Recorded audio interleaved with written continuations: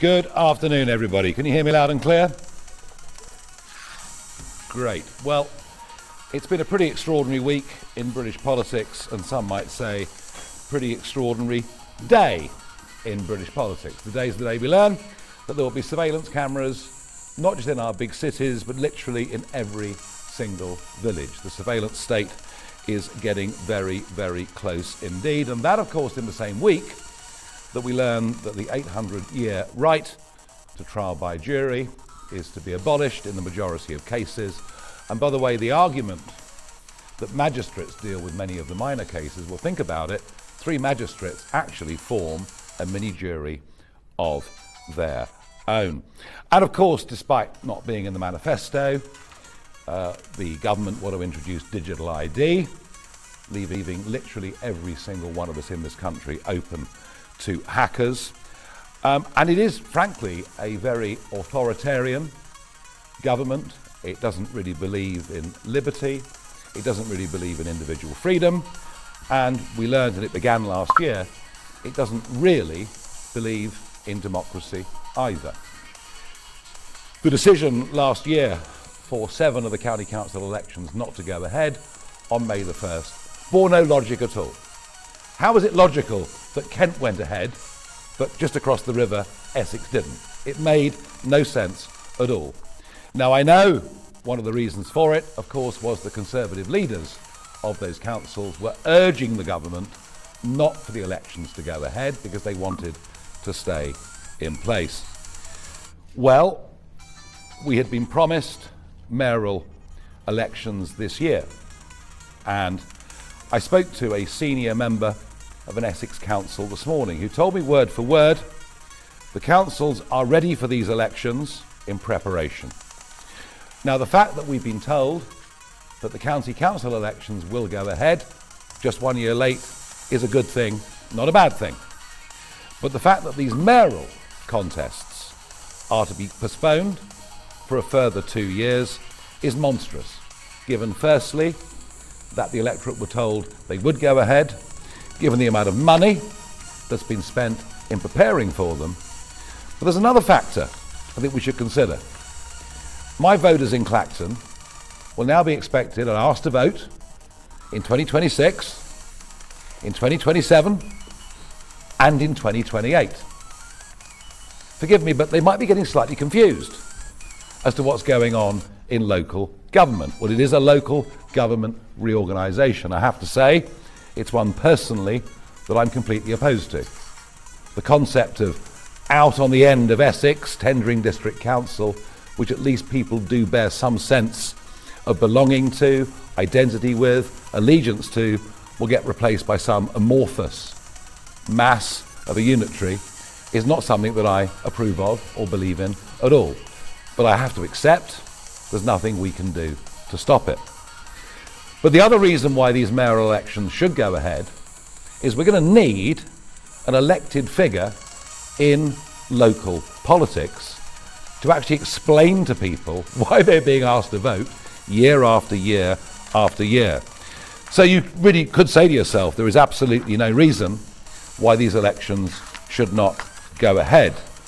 But then there is, of course, one very big reason why these elections should not go ahead, and there's no prizes for guessing, but it is an electoral calculus put out their figures just a couple of hours ago that Reform would have won all 4 of these contests and would have won them quite comfortably. The government are basically committing electoral fraud upon the electorate who had every opportunity to put Reform mayors in place. Those elections would have been under first past the post. Nothing really could have changed that. By the time 2028 comes along, it'll be AV or some other system which the government think will disfavour the prospects of a Reform win. You believe it or not believe it, the Guido Fawkes website say they've seen a briefing that the government wishes to make sure that Reform can't win more than one mayoral contest every year.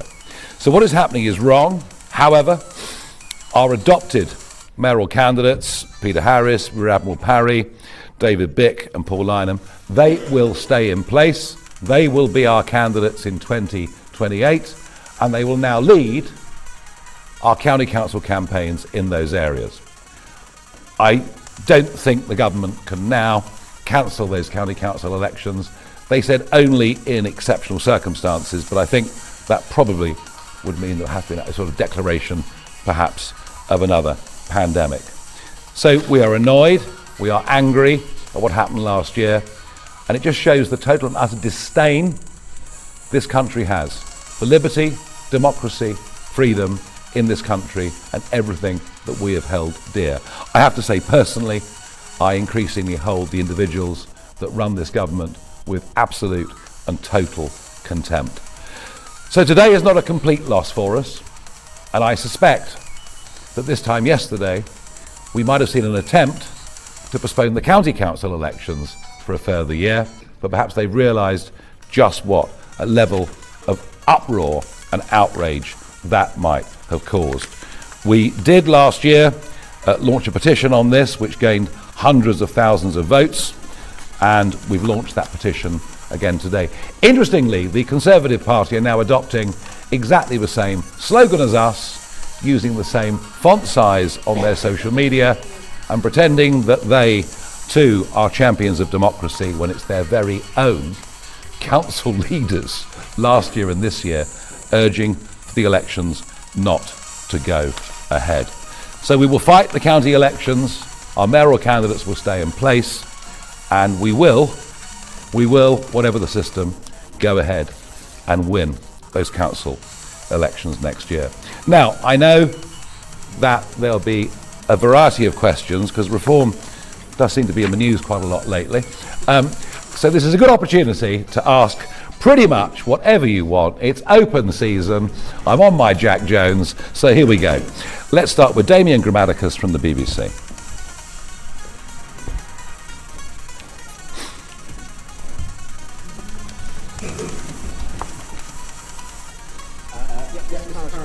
Can I just ask, you said open season about anything, can I ask just about something different? So, yes, of course you can. My dear fellow, I would expect nothing less from our favourite national broadcaster. This morning, Richard Tice said on the radio, he was asked about the comments made by schoolmates of yours who have said that comments you made they viewed as racist and offensive. He said that they were lying.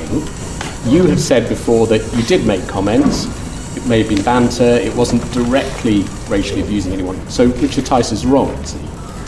I thought this morning's performance by one of your lower grade presenters on the Today programme was utterly disgraceful. I think to frame a question around the leader of Reform's relationship with Hitler, which is how she framed it, was despicable, disgusting, beyond belief.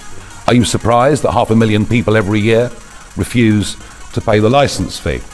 But let me say this to you. The double standards and hypocrisy of the BBC are absolutely astonishing. At the time I was alleged to have made these remarks, one of your most popular weekly shows was the Black and White Minstrels, right? The BBC were very happy to use blackface.